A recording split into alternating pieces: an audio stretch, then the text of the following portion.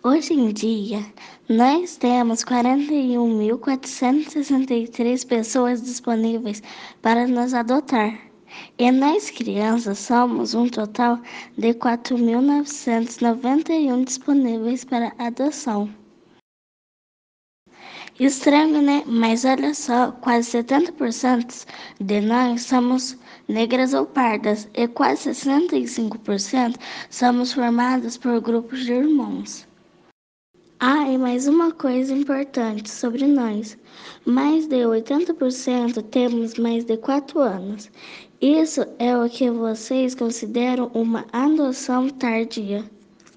Sobre quem quer nos adotar, não chega a 50% dos pretendentes que aceitam adotar crianças de qualquer raça. Mais de 90% aceitam crianças brancas. Quase 70% delas também não aceitam irmãos.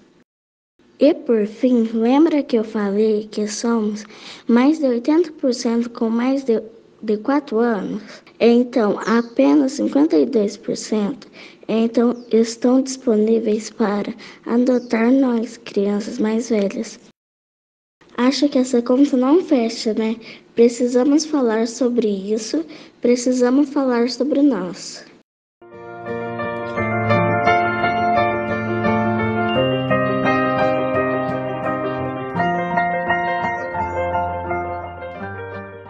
No começo, eu não entendia muito. Minha avó falava que ela havia virado estrela, e eu achava isso tão lindo que no começo não dei muita importância. Mas eu sempre quis adotar na minha vida, desde criança. Era um sonho. Era o meu sonho. Foi de uma certa forma bem natural, assim. Nunca foi, e agora a gente vai ter que adotar? Não, agora vamos adotar. Quando meu olho bateu assim naquela coisinha pequenininha, que ela era muito pequenininha, ela tinha 3 meses, né, quando levaram ela pra lá, aí meu coração já disparou. A gente sempre quis outra criança, né, e eu queria uma criança especial. E, assim, foi super simples, nós não ficamos nem um dia na fila. O processo de habilitação demorou 1 ano, mais ou menos, por se tratar de uma adoção especial.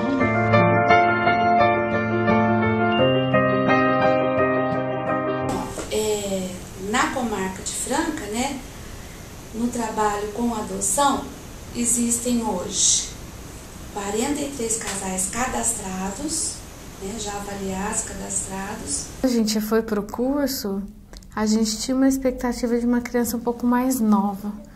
Mas aí quando a gente fez o curso de adoção, a gente descobriu que a adoção de crianças mais velhas também era muito legal. Nas reuniões que a gente participou no fórum, foram dadas várias opções de idades, de crianças, sexo, tudo mais. Mas a gente já definiu, quando a gente se cadastrou, que a gente queria de 0 a 3 anos. Né? A gente prontificou adotar nessa faixa de idade. Pessoas colocam escolhendo a criança, que dá a impressão que você está comprando uma criança. Na verdade, é para você ser bem específico, e se você não tem essa clareza, tem um campo lá que você coloca não tem preferência. Então, se você coloca que não tem preferência de cor, não tem preferência de idade, não tem preferência se tem deficiência ou não, se tem irmão ou não, você vai receber ligação de abrigo do Brasil inteiro todos os dias. Entendeu? Então, existe esse campo. Eu e mais meus 4 irmãos fomos para nossa avó. Infelizmente, minha avó ficou muito doente e meu avô não gostava de nós nem um pouco. Não pensou em 2 vezes em chamar o conselho tutelar. Porque a criança no abrigo, ela pode estar em vários processos. Por exemplo, quando ela entra no abrigo, é aberto um processo de abrigamento, processo judiciário lá. É um processo de acolhimento institucional. Então, dentro do processo de acolhimento institucional, a criança ainda tem vínculo com a família, porque nesse processo nós estamos trabalhando com a família. A criança só vai parar de ter contato com a família quando existe a destituição familiar. Então, finaliza o processo de acolhimento e abre-se um processo de adoção. São diferentes. Então, ocorre a destituição, a família perde o pátrio poder, né, que a gente fala, e aí não pode ter contato mais. A genitora, né, usou crack a gravidez toda e deduz que ela provocou um aborto em 26 semanas, mais ou menos, que não fez pré-natal. Ela era moradora de rua e teve ele em uma praça e abandonou debaixo de um banco. Ele foi encontrado com 860 gramas, levaram para o hospital, depois eles encontraram ela. E ele nasceu perfeito, mas devido à prematuridade, ele teve hemorragia cerebral, né? Grau 4. Ele teve hidrocefalia, precisou colocar válvula. Ele teve meningite, infecção generalizada. Ele teve AVC, ele tem sequela ainda de AVC nesse bracinho. E durinho, sabe? Mas com 4 anos foi quando ele chegou pra gente, ele só mexia a cabecinha, de um lado pro outro. Ele não sentava, ele não conseguia comer, era só papinha, sabe? Ele tinha asma, refluxo, não engolia, era só papinha. Foi indicado colocação de sonda gástrica, porque ele estava com desnutrição severa também. Então ele entende que a pobreza por si só deve ter a assistência social como uma medida feita pelo Estado para ajudar essa família. Muitas vezes é concedido um tratamento psicológico, um tratamento para a pessoa que tem dependência em droga. E isso sendo resolvido, não tem por que retirar a criança do seio familiar. Então a ideia é menos rompimento, menos trauma, e por isso então ele prevalece um trabalho com a família natural para só depois se falar em adoção. Então, no começo ela tratou, né, 6 anos no HC, em Ribeirão Preto. E lá a genética chegou a uma conclusão que ela tem aquele problema, né, síndrome fetal alcoólico, devido, né, a mãe ter ingerido muita bebida alcoólica na época, né, da gestação. Então ela nasceu, né, com uma formação no intestino, na bexiga, nos rins. Foi aquela luta, né, tentando amenizar o sofrimento dela, né, que esse distúrbio estava causando nela na época. Sempre que possível a gente faz reunião com os irmãos, reuniões, quando eles estão com saudade. A gente tem um grupo de WhatsApp das famílias que adotaram os irmãos. E um dos irmãos ainda está na instituição. Ele é mais velho, ele tem 11 anos e ele tem uma deficiência, então ele é de um grupo mais difícil de ser adotado. E lá fomos nós para o abrigo provisório. Minha irmã mais velha, a Kathleen, tinha câncer no sangue. E logo após 3 meses da morte da nossa mãe, ela não quis se tratar. Recusou qualquer tipo de ajuda, pois queria virar estrela, como minha avó havia falado. A maior incidência é de criança negra, criança pobre. Criança com deficiência não muito, porque ainda existe assim, existe uma rede de apoio para criança com deficiência. Então, até que ela chegue no abrigo, existe ainda muitas pessoas que estão dispostas por ela ter a deficiência. Tudo bem, a gente teve, né, o sofrimento, eu ficava muito em hospital, principalmente em Ribeirão, né, uma vez eu fiquei 11 dias, em São Paulo eu fiquei 17, depois mais 7. E então, aqui ficava, né, minha casa, meu marido, a minha filha que ainda era solteira, eles ficavam aí, né? Deficientes, crianças portadoras do vírus HIV, ou portadoras, ou que a mãe, crianças negativadas, mas que a mãe ou o pai era portadora. Eu não vejo assim que é uma resistência, mas eu pelo menos eu sinto assim, né? A pessoa quando vem procurar uma criança, um filho para adotar, ela quer uma criança saudável, né?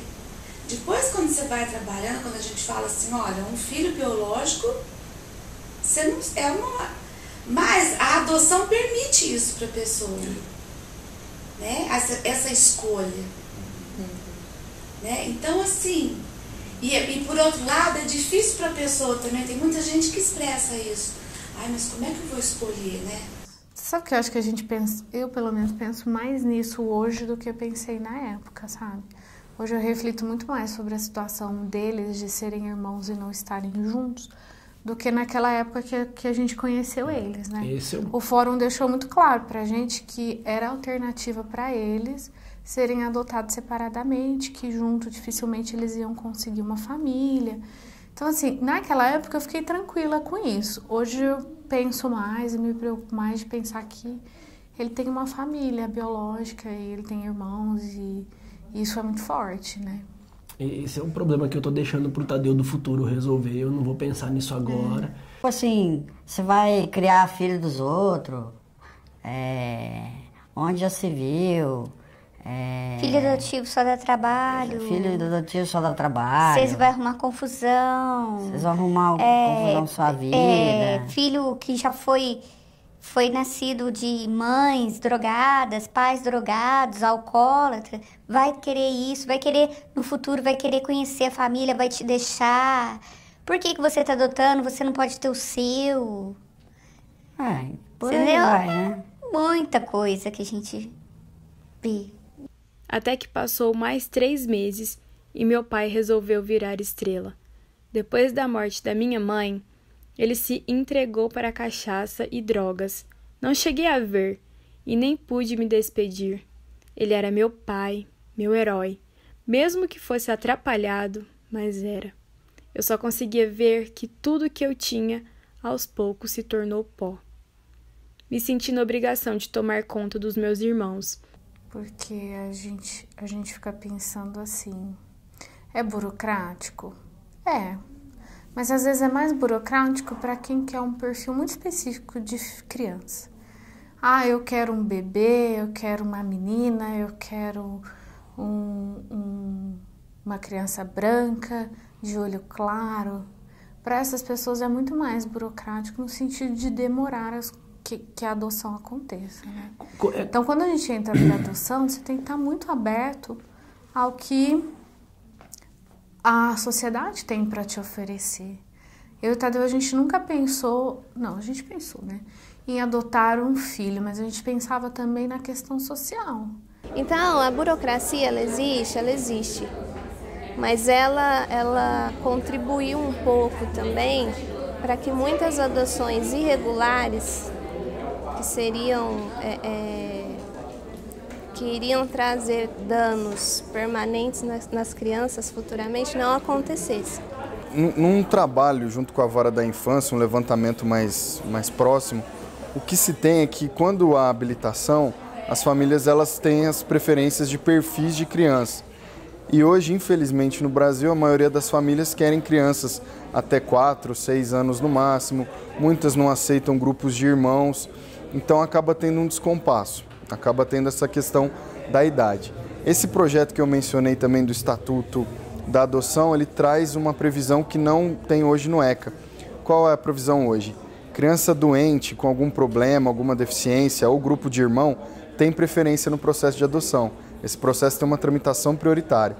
Esse Estatuto da Adoção também traz crianças acima de 8 anos, tentando visar e efetivar, incentivar a adoção tardia. Então, um desses fatores seria esse fator social de preferência das famílias. A pessoa quer adiantar o processo e aí, quando você entra, eles falam, olha, criança negra acaba vindo mais rápido, tal. Então aí a pessoa quer adiantar o processo porque está louco para ter um filho e fala, eu aceito negro de até 6 anos. Mas a pessoa não se vê mãe de uma criança negra de 6 anos. E aí, obviamente, vai dar errado. A criança sente que não rola aquela interação. Então é importante essa sinceridade e isso a gente ouviu dentro do curso. Antigamente, os abrigos eles funcionavam mais ou menos como uma vitrine. Então a gente tem aqui umas criancinhas abandonadas, quem tiver interesse pode vir conhecer. Se você gostar, você leva, se você quiser ficar um tempo com ela, você fica. Se você não criar vínculo, você devolve ela. E vai vir outra pessoa e pode ser que eles gostem dela e leva ela, mas se não der certo também, devolve, vem outro. Então, essa abertura para o público né, que a gente fala, isso não existe por conta da preocupação que a gente tem em proteger as crianças de mais uma perca. Já foram várias percas, né, que elas tiveram na vida. A forma de ver a vida, sabe? Sonhos, expectativas é outra. Totalmente. Tem outras metas, sabe? Outras vontades, sonhos. Eu e a Raíssa fomos morar em uma família acolhedora. Minha irmã não era negra, aço, como eu. Era de pele parda, cabelo cacheado. Havia puxado literalmente para o meu pai. A moça não gostava de mim, pela minha cor e meu cabelo. Me maltratava, raspava minha cabeça. Minha alimentação era feita dos restos deles. Mas aguentava, porque minha irmã era nova e era bem tratada. Então, é que fórum, abrigo não é fábrica de bebê, né? Assim, a gente queria uma criança real, uma criança que realmente precisasse de uma família. Eu queria um filho independente, né? Eu queria uma criança que realmente... uma criança real. Porque o bebê Johnson não tem, né? E assim, eu queria rápido. Rápido. Não queria ficar esperando, não. E veio. Aí, ó. Chegou. Rapidinho, chegou. E é tudo de bom. Só nasceu de outra barriga. É meu filho. Mas o amor, né? Nossa, menino. A família, sabe? Eu tenho mais 2 filhos biológicos. É? Como que é o convívio deles? Ah, ele é xodó. Eu tenho uma filha de 18 anos. É? E menino de 13. Vocês moram tudo junto? Uhum. Menino de 13. Eu sei qual é o nome do meu menino que escolheu eu na Celeste. É, porque o irmão Kaique que escolheu o nome dele, que a gente trocou o nome. Ah, tá. Ele que escolheu o Caio, pra combinar com o nome dele. E assim, são super protetores, sabe? Não teve rejeição? Não, nenhum. Minha família, sabe? Minha mãe, xodó. Meu pai... Não, ele tem 5 anos, vai fazer 5 anos agora. Ele fica no cantinho dele lá, ele tem um espaço dele lá no café.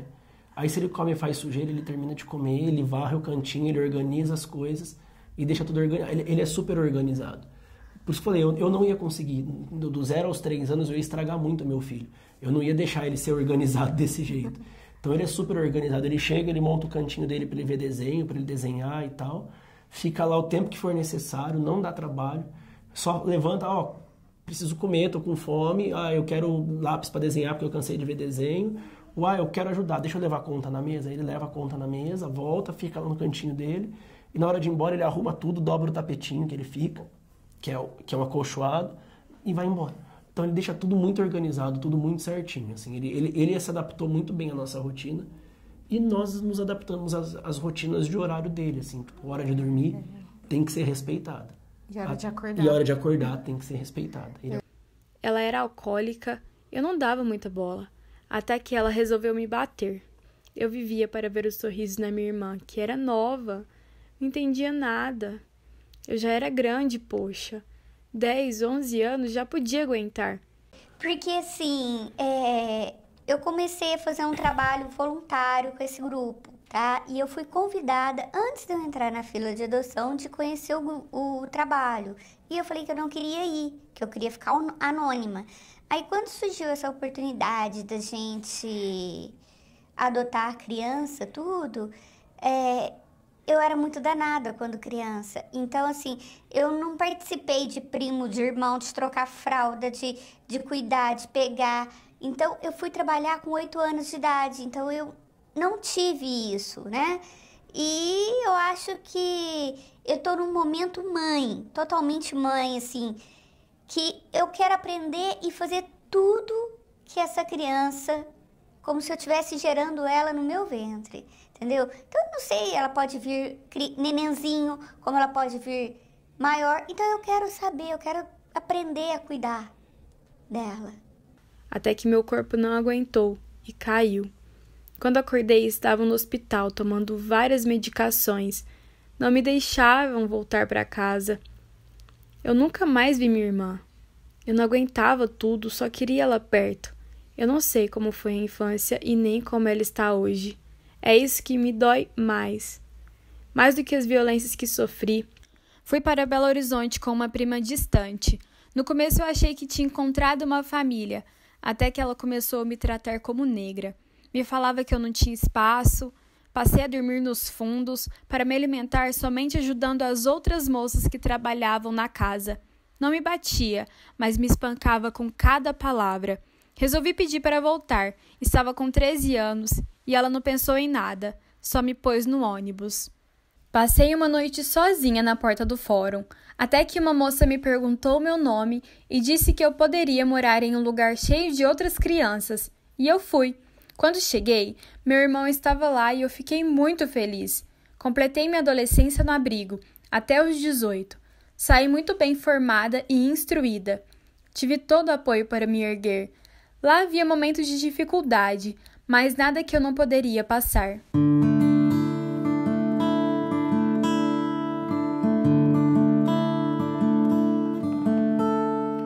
A mesma corda que faz um laço faz também um nó entre nós. A mesma corda que amarra a gente também nos deixa soltos e a sós. Quero também criar um laço e me fazer um presente, me aconchegar em teu abraço de amor puro e inocente. Nunca consegui ser adotada, mas nunca tive vergonha da minha história e tenho orgulho do que me tornei.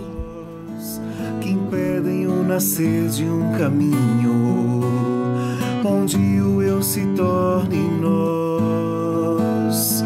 Tem tanta gente a esperar, tantos de nós esperando. Se tens latente o dom de amar, te ajudarei despertando. Sou criança a descobrir cores nunca sentidas. Sou semente a florir no jardim de tua vida. Sou criança a sonhar com o colorido da vida. Sou criança a esperar o amor de uma família, pois tudo isso é sobre mim, sobre nós e sobre você, sobre amar e desatar, juntos todos nós do querer.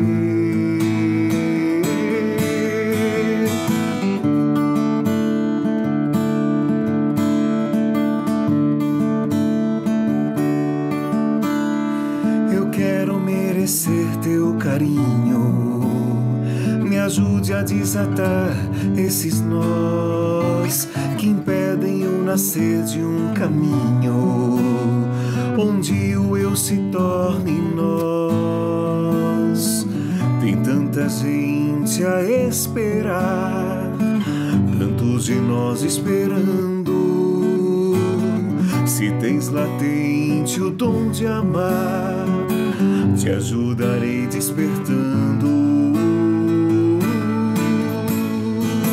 Sou criança a descobrir cores nunca sentidas. Sou semente a florir no jardim de tua vida. Sou criança a sonhar com o colorido da vida. Sou criança a esperar o amor de uma família, pois tudo isso é sobre mim, sobre nós e sobre você, sobre amar e desatar, juntos todos nós do querer.